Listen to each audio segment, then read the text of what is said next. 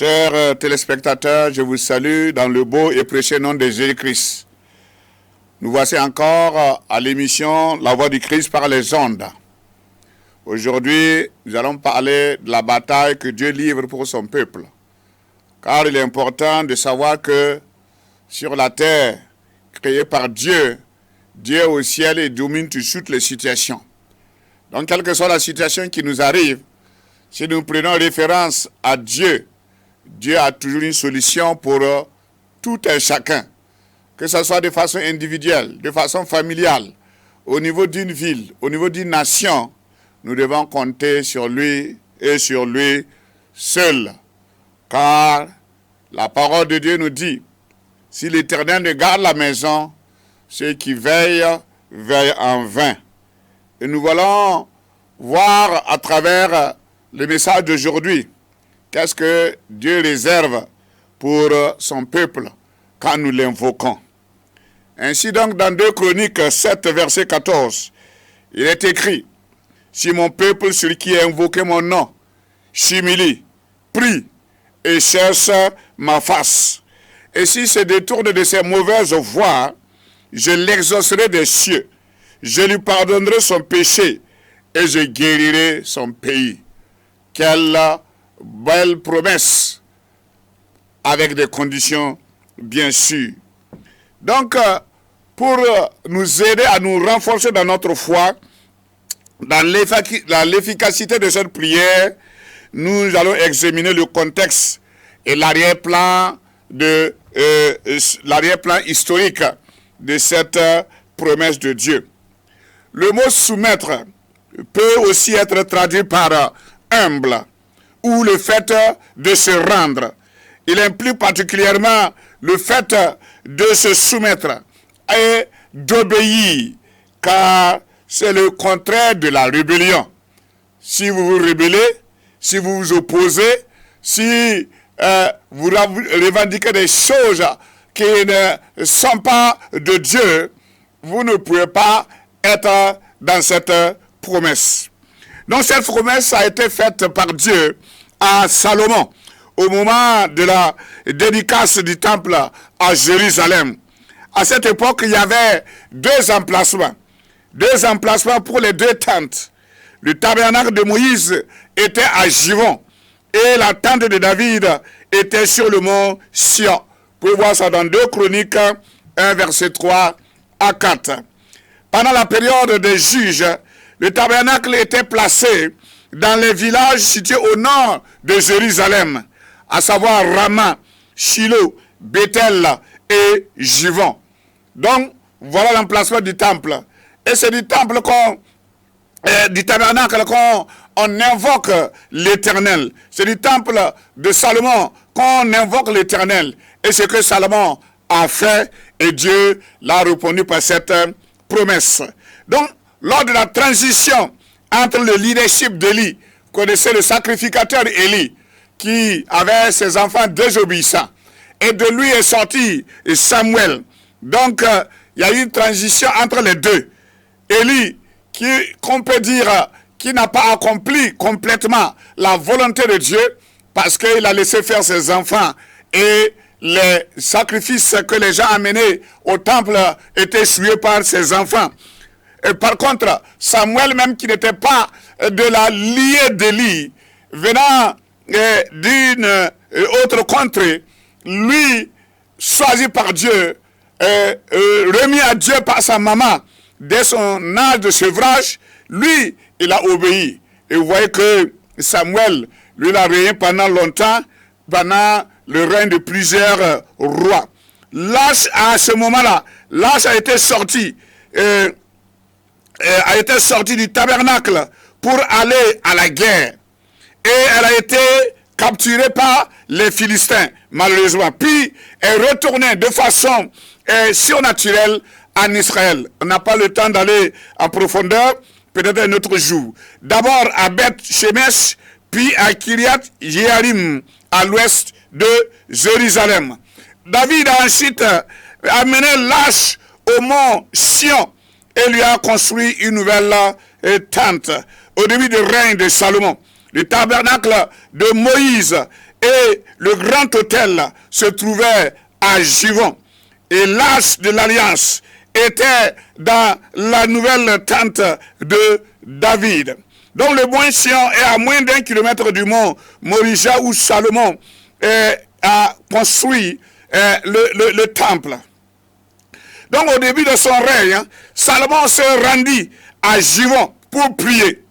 C'est là qu'il a eu sa fameuse vision du Seigneur et qu'il a reçu la sagesse pour régner selon la justice et pour construire le temple. 2 Chroniques 1, verset 7. Lorsque le temple a été construit, une cérémonie de dédicace de 8 jours a eu lieu pendant la fête des tabernacles. 2 Chroniques 7, verset 9 à 10. Je me suis amusé à calculer l'offrande qui a été offerte pendant ce temps. Et si c'est à notre temps maintenant, cela n'est pas moins de 40 à 42 milliards, je dis bien milliards de francs CFA que Salomon a tué comme bœuf, comme mouton pour offrir à l'Éternel. Lorsque le temple fut achevé et l'arche placée entre les chérubins, une équipe de 120 lévites dirigea l'adoration et la nuée de gloire remplit le temple. Cela se trouve dans 2 Chroniques 5, 14. Puis Salomon s'est agenouillé devant le peuple, étendit ses mains vers le ciel et il a prié. Si seulement tu pouvais reconnaître la seigneurie de Dieu, t'agenouiller, lever les mains vers le ciel et prier. Et je sais que le Dieu du ciel entendra ta prière, entendra ma prière, entendra notre prière et nous exaucera. Car nous avons besoin de lui maintenant, plus que tout autre moment. Parce que nous sommes en temps de guerre, nous sommes en temps de difficulté. Le pays est malade. Chacun, même mentalement, est malade, car affecté par cette situation de notre pays. Il a prié pour que les gens se tournent vers le temple, avec des supplications.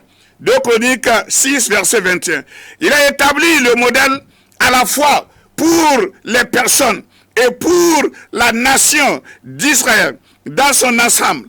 Ça veut dire que d'une seule voix, comme un seul homme, le peuple s'est levé et le peuple a confié la situation préoccupante à Dieu, le Seigneur, notre Dieu et notre Sauveur. Donc, et cela était valable ainsi que les autres peuples, même ceux qui n'étaient pas des Juifs, ceux qui n'étaient pas hébreux, ils se sont joints. Et c'est là, Dieu, ce qu'il veut, l'unité dans la prière, le rassemblement total, que chacun puisse laisser ce sur quoi il croit, et croire en ce seul Dieu, le Dieu d'Israël, le Dieu d'en haut, j'allais dire. Donc, il a établi un modèle à la fois pour les personnes et pour les nations d'Israël dans son ensemble, ainsi que pour les peuples des autres nations, pour qu'ils se tournent vers Jérusalem pour prier. Tellement, vous voyez que les synagogues, partout, ces synagogues sont installées pour le culte judéisant, juif, tous sont tournés vers Jérusalem, Donc, comme Daniel, quand vous lisez le livre de Daniel, vous voyez que malgré qu'on l'a interdit de prier, il priait 3 fois par jour et il ouvre la fenêtre et il tourne son visage vers Jérusalem. Cette pratique est toujours d'actualité. Mais vous vous poserez la question, et nous les chrétiens, nés de nouveau, comment nous prions? Nous nous tournons vers où? Nous nous tournons vers la Jérusalem céleste, qui est au ciel, qui est en préparation pour venir. Donc, notre Jérusalem n'est pas de cette terre, n'est pas un endroit particulier où nous devons tourner notre visage, notre face.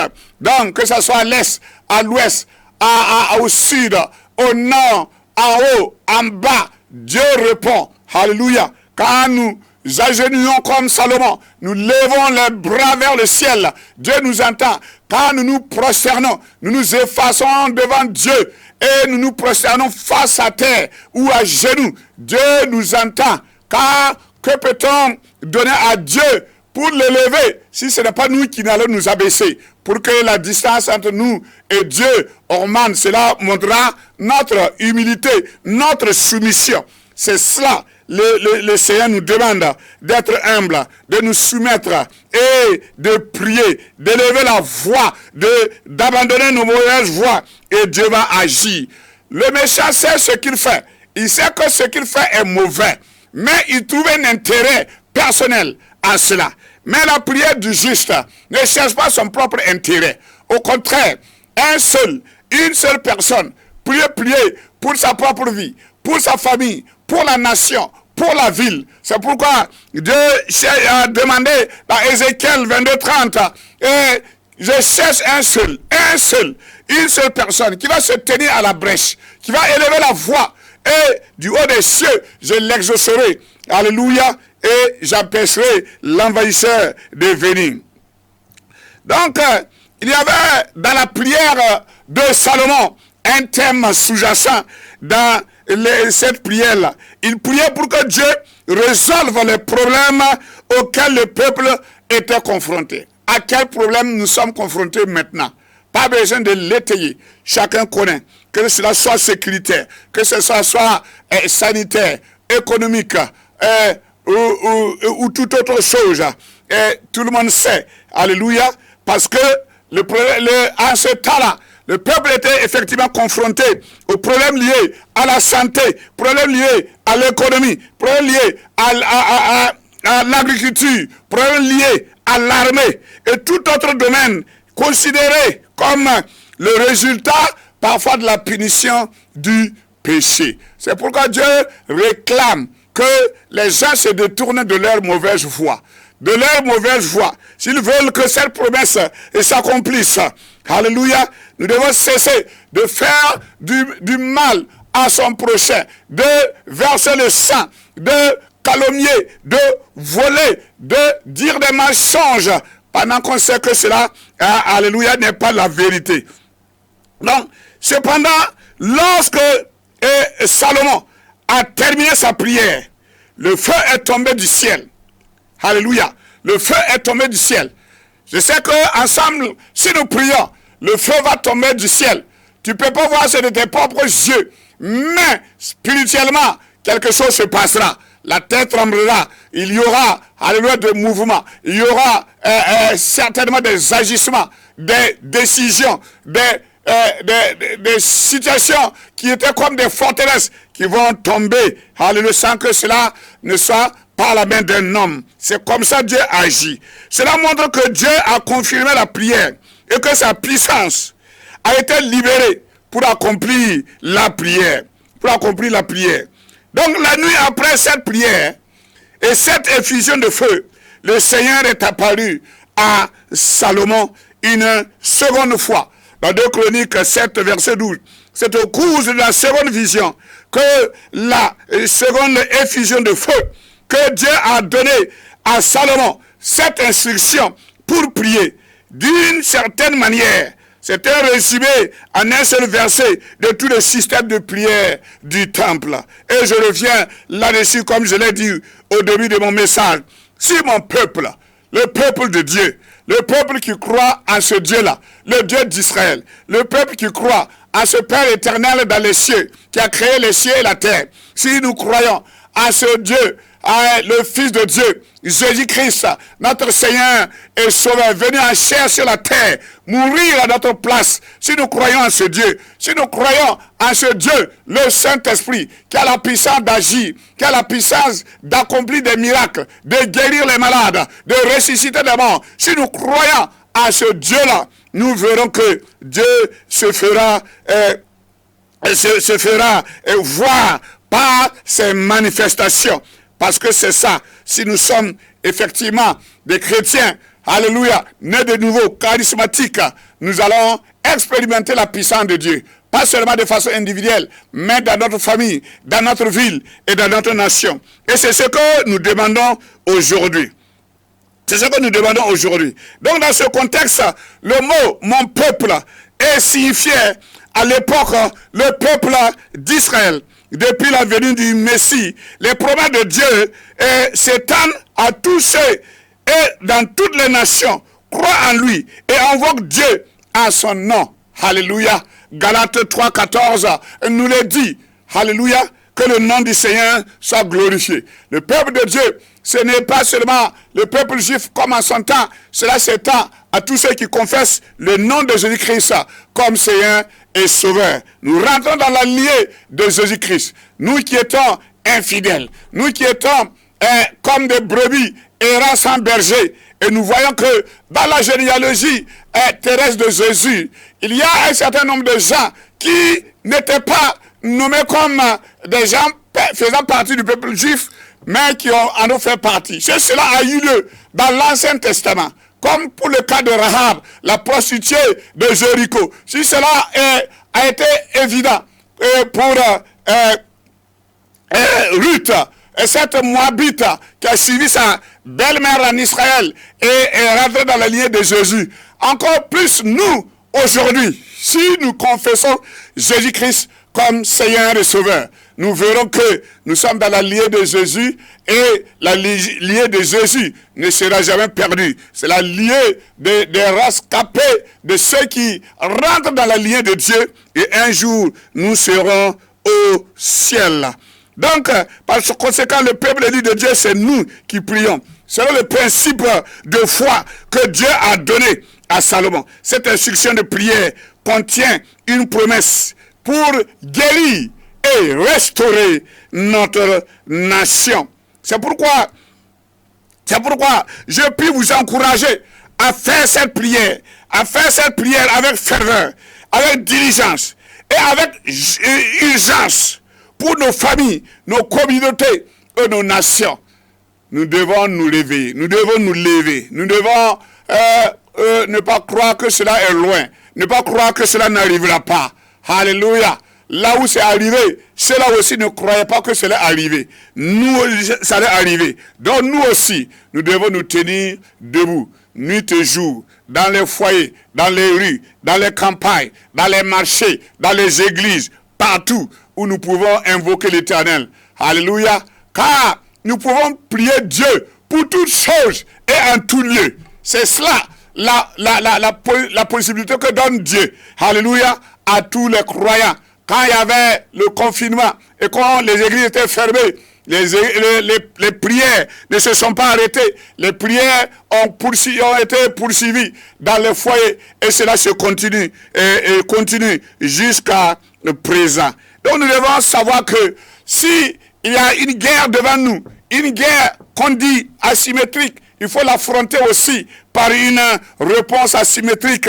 Ça veut dire de façon surnaturelle, de façon spirituelle. Et nous lever et voir maintenant comment Dieu va agir, comment Dieu va intervenir.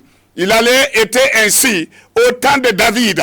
Quand une situation difficile venait, il se levait, il consultait Dieu et il appliqua à la lettre ce que Dieu dit, ce que Dieu leur recommande. Alléluia. Même aujourd'hui, Dieu parle et parle encore. Il parle à des individus, il parle à des groupes. Mais beaucoup prennent cela comme de l'amusement. Mais c'est une réalité. Dieu parle et parle encore, même quand nous sommes dans un profond sommeil. Sinon, retournons dans 1 Chronique 14, 14. 1 Chronique 14, 14, il est écrit: David consulta de nouveau Dieu.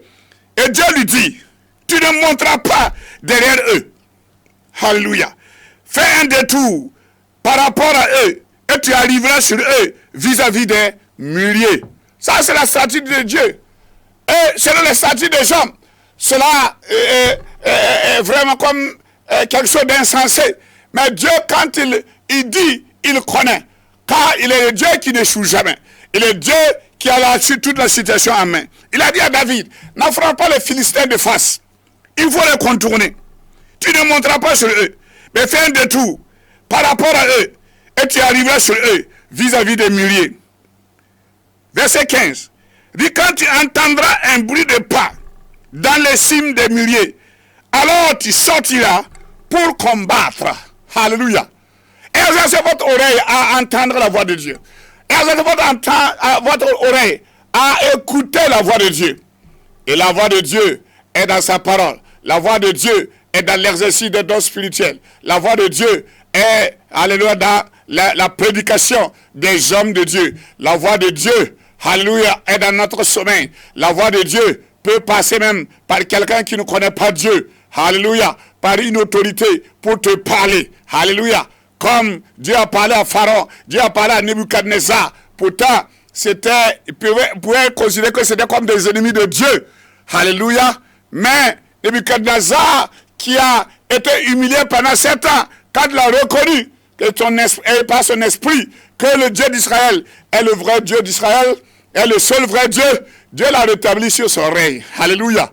Toute langue confessera, comme dit la parole de Dieu. Alléluia, Philippiens 2:10. Toute langue confessera, tout genou fléchira devant l'Éternel. Alléluia. Ça, il n'y a pas de doute, il n'y a pas de controverse là-dessus. Notre Dieu est le meilleur. Notre Dieu est le tout-puissant. Donc, en ce temps-là, nous devons comprendre que Dieu est au ciel et il veille sur nous. Alléluia. C'est aussi en ces temps difficiles, quand Samarie était j'allais dire, sous embargo par l'armée syrienne, Élisée a eu une vision et il voyait des chars de feu, alléluia, sur le flanc de la montagne, et il a proclamé que ceux qui sont avec nous sont en plus grands que ceux qui sont en face. Donc, croyons que quand nous combattons avec Dieu, quand nous prions et nous invoquons la présence de Dieu parmi nous,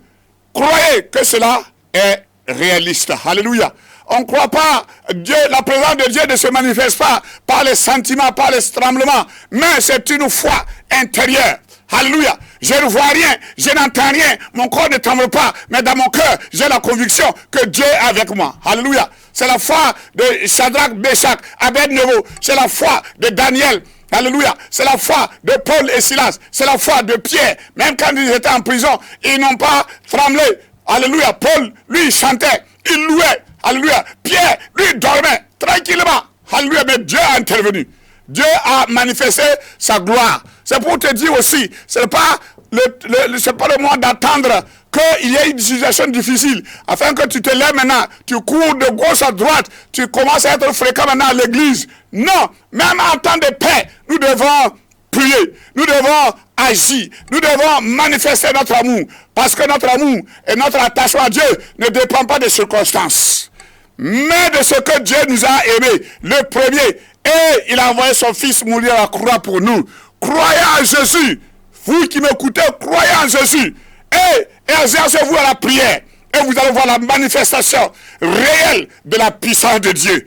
Nous allons prendre le temps qui nous reste pour invoquer l'Éternel, afin que l'Éternel agisse, afin que l'Éternel se souvienne de nous. Alléluia. Si nous le faisons de façon humaine, alléluia, rien n'arrivera. C'est ce que Joseph a fait dans la prison. Il a dit à les chansons, alléluia, et au Père de Dieu, si vous allez au-devant du Pharaon, souvenez-vous de moi. Mais c'était une pensée humaine. Si le temps de Dieu n'est pas arrivé, rien ne se passera. Mais si vous avez l'Esprit de Dieu, vous serez conscient du temps de Dieu. Car Dieu dit dans sa parole qu'il ne fait rien s'il ne montre pas son secret à ses serviteurs, les prophètes. Donc, nous sommes des prophètes de Dieu, nous sommes des serviteurs de Dieu, nous sommes des enfants de Dieu, nous sommes des peuples de Dieu nés de nouveau. Donc Dieu nous parle. Et quand Dieu nous parle, comme je vous parle maintenant, écoutez, observez, attendez. Alléluia. Et quand Joseph a dit, souviens-toi de moi, Pharaon l'a oublié. Alléluia. Jusqu'au moment où Dieu lui-même a donné un songe à Pharaon. Et Pharaon, c'est à ce moment que, alléluia, les chansons s'est souvenu d'un homme particulier, d'un homme extraordinaire, d'un homme qui a l'Esprit de Dieu pour interpréter les songes. Et c'était Joseph. Dieu a besoin de toi pour délivrer son pays, pour délivrer son peuple, pour délivrer des familles, pour délivrer, alléluia, beaucoup de gens. C'est pourquoi maintenant nous allons prier. Père éternel, nous voulons spécifiquement, pendant que nous nous tenons à ce lieu, prier pour le peuple de Dieu, prier pour les foyers, prier pour la ville, prier pour le pays, car tu as dit dans ta parole, si le peuple sur lequel ton nom est invoqué s'humilie, nous nous humilions, nous nous prosternons devant toi, nous nous rendons, nous levons les mains vers toi pour dire nous nous rendons, nous n'avons pas de force, nous n'avons pas d'armes par nous-mêmes. Seigneur, et nous prions, et nous croyons que du haut des cieux, Seigneur, tu nous entends. Seigneur, pardonne-nous de nos mauvaises voies, pardonne-nous de nos mauvaises voies, pardonne les églises, pardonne les villes, pardonne les familles, pardonne les autorités, pardonne toute la nation des mauvaises voies qui ont pu être suivies. Oh Dieu, pardonne, car ton sang, le sang de ton Fils, versé à la croix, est toujours valable, toujours précieux aujourd'hui. C'est pourquoi je te demande maintenant, Seigneur, entends notre voix, entends notre cri, incline ton oreille et pardonne-nous, Seigneur. Incline ton oreille. Oh, et si quelqu'un est malade dans son corps, qu'il reçoive sa guérison au nom de Jésus. Si quelqu'un est tourmenté dans sa vie maintenant, par un démon, par une malédiction, je commande maintenant à ce démon de quitter le corps. Alléluia, au nom de Jésus-Christ.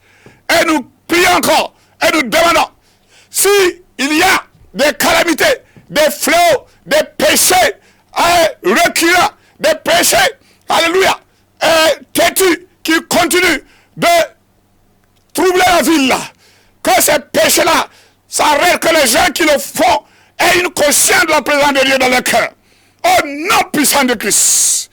Notre pays qui est blessé, qui est malade, alléluia, qui ne vit pas de son intégrité, ne jouit pas de son intégrité, nous prions le Dieu du ciel, le Dieu, alléluia, l'éternel des armées, d'intervenir, oh Dieu tout-puissant, pour guérir notre nation, le Burkina Faso. Alléluia, ne regarde pas nos péchés, pardonne tout péché, pardonne, comme Néhémie, Seigneur, nous nous tenons, Seigneur, et nous frappons notre partie, nous disons, nous avons péché, pardonne-nous, Seigneur, pardonne le Burkina Faso, pardonne les autorités, quelle que soit l'autorité, pardonne, Seigneur, ceux qui ont des postes de responsabilité, pardonne, alléluia, la veuve, pardonne l'orphelin, pardonne tout le commerçant, pardonne le fonctionnaire, pardonne les retraités, pardonne toute personne, pardonne, alléluia, les religieux, toute personne, Seigneur, oh Dieu tout-puissant, j'intercède aujourd'hui, et je sais que tu m'entends, et je sais que tu m'exauces, comme tu le dis dans ta parole, dans Marc 11, 24, que si nous prions, de croire, alléluia, et toute personne qui m'écoute, qui m'entend, acclame le Seigneur pour la victoire. La victoire est à Christ, et à Christ seul. Nous te remercions, Seigneur, pour ta bonté et ta présence parmi nous dans cette émission. Au nom puissant de Jésus-Christ, j'ai prié. Amen.